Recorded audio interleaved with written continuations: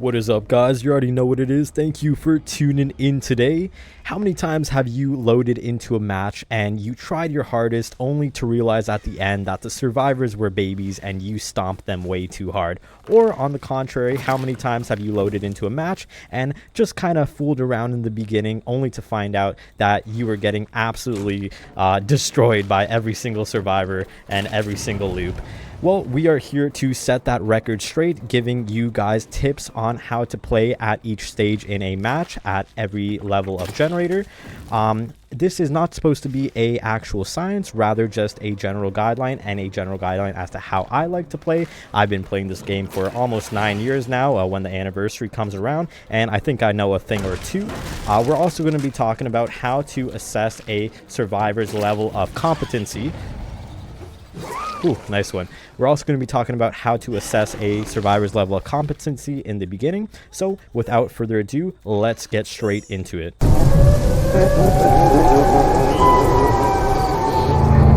To begin, I'm going to highlight the importance of the first chase. Now, depending on how the first chase goes, that could either set you up for a position of failure or a position of strength throughout the rest of the match. And that all depends on the time of the actual first chase, as well as any setup or gen progression that's going on throughout that first chase. And by setup, I mean if the killer has something like fire turrets, like the xenomorph, the setup that's going on in the rest of the match. The first chase will determine how the rest of the match plays out. Let's start off with how to actually assess the skill of a survivor that you're facing and or the entire group of survivors if it's a Swift. Now, the first thing you want to look out for is if a survivor begins to pre-run when they see you, or even before they see you when they hear your terror radius and they start running away from a generator. That is the first giveaway that a survivor actually has some skills and could probably loop pretty well, because pre-running is probably the most strongest way to counter any killer. Even if it's a mobility killer like Blight or Nurse or Kanaki, you could still pre-run and get that distance from them. And if it's someone that can't have good mobility and catch up to survivors quickly, that's even better, because who even needs loops or pallets or windows when you could just simply have distance and time away from the killer, which will lead us into our second point, where the survivor actually takes you when they begin to pre-run. Now, knowing where to take the killer is extremely vital, especially in the early game when it matters most. If a survivor takes you to a corner of the map where all of the other survivors aren't really working on generators, or just a general dead zone where there's a very sparse amount of generators, that's usually a giveaway that a survivor knows what they're doing, and also could be an indication that they are in a Swift because they know where the other survivors are. Now, there are some perks that allow the survivors to have either an indication or a straight out observation of where the other generators that are being progressed are, which will then allow them to take the killer to a strategic area where not many survivors are, or not many gens that are being worked on are. Be sparse, and you want to be careful here because survivors don't really want to waste resources. So what they might do is they'll take a hit in the area, drop a few pallets, try to use windows as much as they can, and then run back to a main or middle area after that. And by that time, 1 or 2 generators is done. So a survivor knowing where to take you is very crucial, and is probably a dead giveaway that they are somewhat skillful if they actually know where to take you. Now, for our last and probably most important part of how to tell a survivor is good or how to tell if they're bad is their cosmetics. No, I'm playing. It's not their cosmetics, obviously. Basically, you want to look for how many times they emote. I got you twice. No, I'm joking. Basically, you want to obviously assess how they loop when they're in a jungle gym or a TL wall or shack.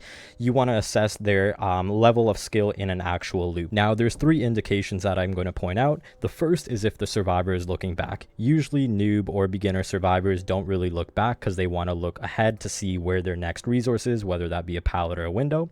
The next indicator is going to be whether they fake. Now, this could actually work in your favor as well, because if you know a survivor is going to be faking all the time, then you could just simply not fake. So that's kind of where the 50-50 mindset goes in. But usually medium to high skill players, they will usually fake either a pallet or a window.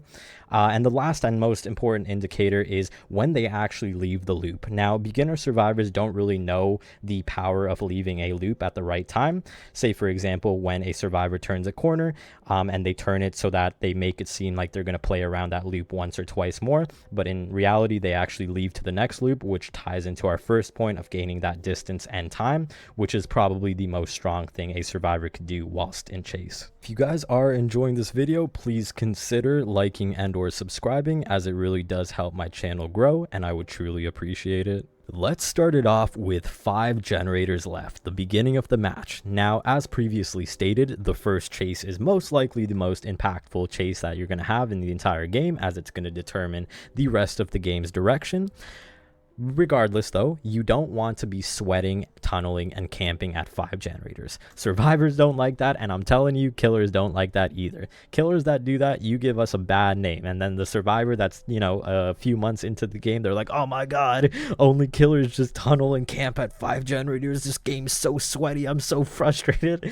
You've heard that before. I know you've heard that before. So at this time, usually how you want to play is you just want to scope it out. You could, you know, have fun in chases, you know, do a few head nods if the survivor gets you with a pallet. You could be fun around the loop. You don't have to go, if you see a survivor that's not, you know, running in kind of random direction and doesn't even know what they're doing, you could go and switch survivor targets. You don't necessarily have to stick on one survivor, especially if you have good map control in the beginning and you have good map awareness of what generators are being completed. If it's, you know, 30 seconds into the game and you've circled the map at least once and you hear no generators being worked on, you know, you could have fun, you could play around, you know, survivors like that, just get them into the game. Another thing you could do, and this especially applies to a killer that you don't really play or you're trying to learn, is I want you to use your power a lot during 5 generators, because it's the least risky time throughout the entire match and you have room for error and you have that margin to play with.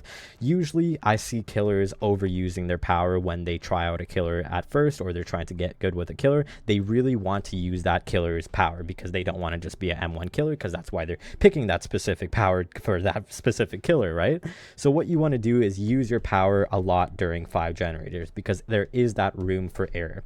You don't want to be overusing your power later on in the game. For example, I always used to just curve with Billy and try to get the sickest curves, but that would sacrifice a lot of my games because I could have just M1'd at certain loops.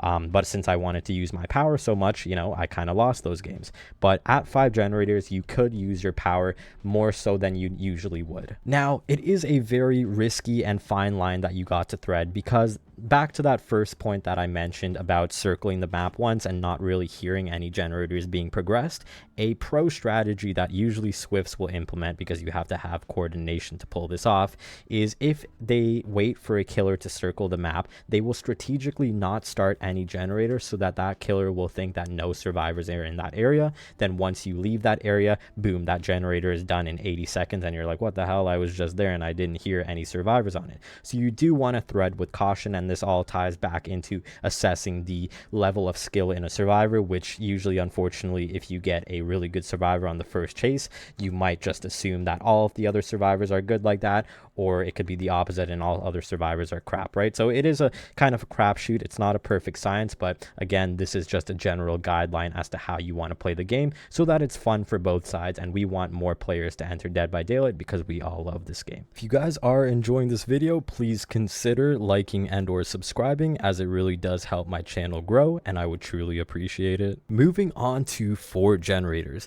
Now, as one might think, oh, 4 generators, I still have a lot of margin to play with. No, that is not the case, because more often than not, if one generator pops, that's not going to be the only one that pops in a short vicinity. You're going to usually go from 5 to 3 very quickly, rather than 5, then to 4, then to 3 in a slow manner. Now, let me explain why.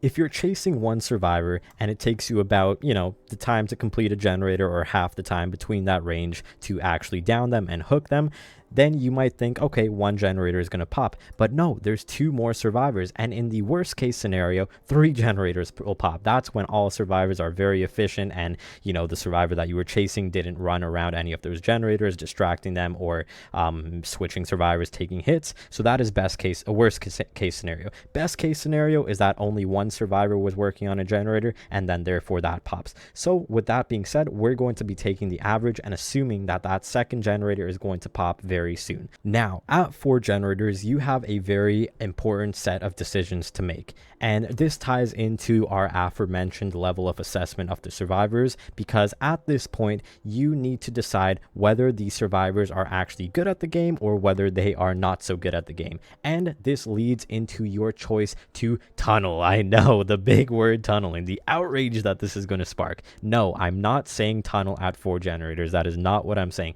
I'm saying that you have to assess the situation because the game could crumble very fast. Now, at 4 generators, and it doesn't always work in your favor to tunnel and or camp, and I'll explain why shortly.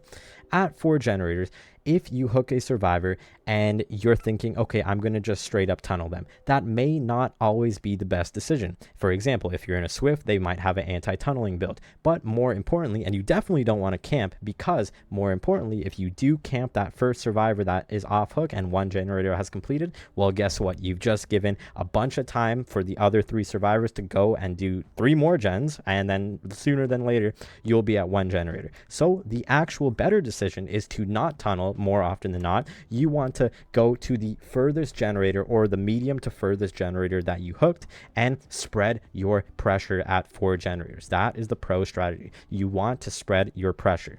Now, in the case scenario where you do decide it is good to tunnel, you can do that if you deem that necessary. I'm not saying that it is always the correct decision. And again, it's not always the most fun decision, right? The game is not all about winning. It's about fun as well, right? For both sides. So the best strategy, in my opinion, is you want to go and spread your pressure to other generators and other areas of the map after you get that initial hook. Then you could make that decision. Okay, do I need to go back and tunnel that person, or do I have enough pressure spread where I could down this next person, then go back to where maybe they're healing, injure them again, and then kind of snowball from there. So that is kind of the mindset that you want to adapt at 4 generators. It is sometimes okay to tunnel at 4 generators if, say for example, you leave that survivor that you were chasing next and you don't get any reward from chasing him, aka a down, then maybe it's okay to go back and tunnel that other survivor if they're injured and they've gone straight back to a gen, because that's a dead giveaway that they're kind of gen rushing and you're probably going to lose. If you guys are enjoying this video, please consider liking and or subscribing, as it really does help my channel grow and I would truly appreciate it. Now, at 3 generators, this is sort of similar to 4 generators. However, you still do not want to camp at 3 generators. Let me make that very clear.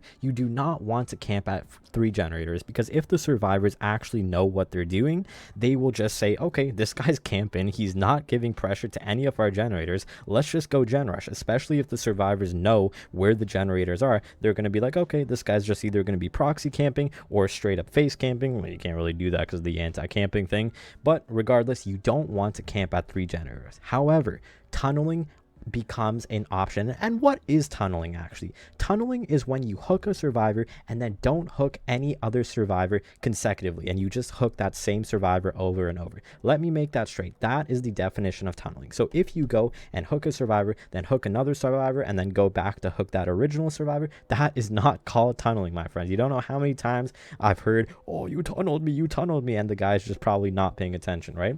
So regardless, you don't want to camp at 3 generators. However, the option to tunneling becomes open depending on how the game goes, and this is kind of at 3 generators, it could go either way. Still, it's not in the survivor's favor and it's not in the killer's favor, but as mentioned before, rewind to my 4 generator explanation, you want to adopt that mindset of spreading pressure to other generators across the map, and you don't want to just focus on one survivor.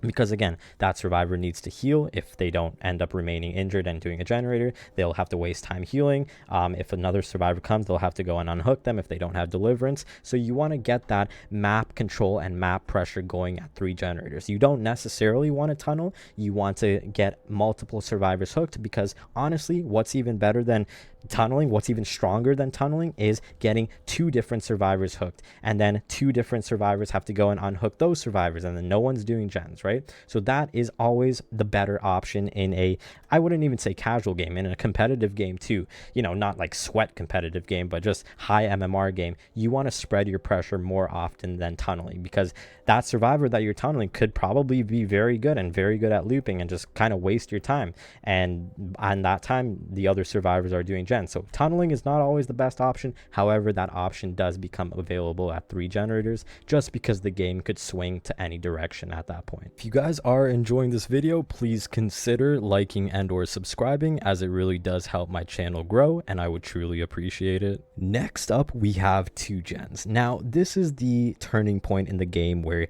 killers get some slack because it is okay to tunnel at 2 generators. Okay, there, I said it. It's set in stone. It is the rules of Dead by Daylight that you shall abide by. You are allowed to tunnel at 2 generators because at that point the tables are in favor of the survivors winning. They only have 2 objectives to done, especially if there's 4 survivors left. Now, if there's 3 survivors left, you should not need to tunnel. You have a very low probability of losing if there's 3 survivors left at 2 generators. However, if there are 4 survivors left at 2 generators, you do want to tunnel, as that is the best way to secure a win, and of course everyone wants to win. Now, what we also didn't touch on is generator kicking. Before 2 generators, so when there's 5, 4, or 3 generators left, I personally don't focus on kicking generators. I usually will run 1 slowdown perk, 1 or 2 slowdown perks like Ruin or Deadlock, and that will kind of be my slowdown. But at the point of 2 generators, if my Ruin is gone and I only have Deadlock, I will be interested in kicking generators because that will slow down the game at those crucial moments. Later on in the game, when it actually counts, you have less generators to focus on, and therefore you can more effectively manage the generators that are left, and your kicks to regress each generator will be more impactful. So to summarize how I play, again, this is all my opinion, how I usually play at 2 generators is I will be open to the fact of tunneling. If I could still tell I could win the game, I won't really tunnel, but if I really want to secure that win, I will tunnel to get 3 survivors left. If you guys are enjoying this video, please consider liking and or subscribing, as it really does help my channel grow and I would truly appreciate it. Moving on to 1 generator left. This is where sweat buckets are filling up around the killer's sweaty ass desk. This is where the hands are getting clampy and you're really trying hard. This is the point at which killers are going to need to tunnel and proxy camp. You do not want to just straight up camp, but you could proxy camp. Now, again, you don't necessarily need to camp at this point. However, it is a good idea, especially if you have 4 survivors left. It is a good idea to stay within the vicinity because more often than not, you're going to have to either do 2 things, except that last generator is going to pop and then secure 1 kill and then hopefully get 1 or 2 more kills to have a technical win. Or the second option is you could leave that survivor and try to stop the completion of that last gen, which in my opinion honestly is the better idea and also the more fun way to play. I don't really like camping in any scenario. It is strong to camp, especially proxy camping at 1 generator could be very beneficial, but that's not really my style of playing. I would still rather have a survivor on a hook and go to that generator that's being progressed and try to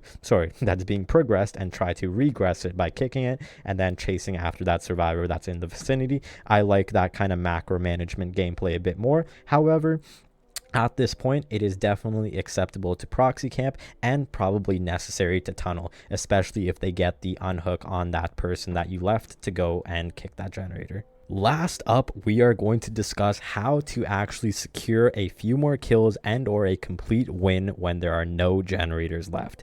Now, at this point, as you know, the anti-camping feature is disabled. You could camp as much as you want, and we're going to be talking about some tips to kind of win in the endgame scenario and how to actually get more than 1 kills, but it's a little bit greedy if you pursue that path. Now, the first thing you're going to want to do is obviously, hopefully, target 1 person and get them on the hook. Now, what you want to do is place them on a hook, preferably where there are choke points. So preferably in a jungle gym or not shack, or basement is obviously the best way to end game hook someone, but somewhere where there's choke points where you could body block it off. Because the pro strategy on the survivor's end is they're going to basically imagine a big circle around the person that's hooked, and as you're kind of monitoring them going back and forth, they're going to make that circle tighter and tighter. So what you want to do is you want to have choke points so that 1 survivor can't get through there. and then the other survivor, you want to hit and injure. That is going to be the pro strategy. You want to have them all injured and waste down that timer, eat away that hook timer. Because if all 3 survivors are actually coming, you could hopefully injure 2 or all 3 of them, let the other survivor that got unhooked escape, and then target that last survivor that did the unhooking. Now, in the best case scenario, these survivors did none of the gates. They didn't power up any of the gates. In that case scenario, then you could go for that other survivor, and you kind of just want to snowball from here. Honestly, you're kind of digging for scraps at this point, but in best case scenario, survivors get super greedy and they want that last person to get unhooked. Then they mess up. They're not exactly coordinated with each other, and then you could get one more down. Then once that you get that other one down and they're on the floor and one person's on the hook, then you could easily snowball from there. But that is the general mindset that you would want during endgame. All right, guys, that is all I have for you today. Again, this is just a general guideline for how I personally play and how I think is the best and most fun way to play Dead by Daylight throughout the entire match. Again, if you guys did enjoy this video, please consider liking and subscribing. We are growing very fast, and I do appreciate all 409 of you. So yeah, help the boy out and have a great day.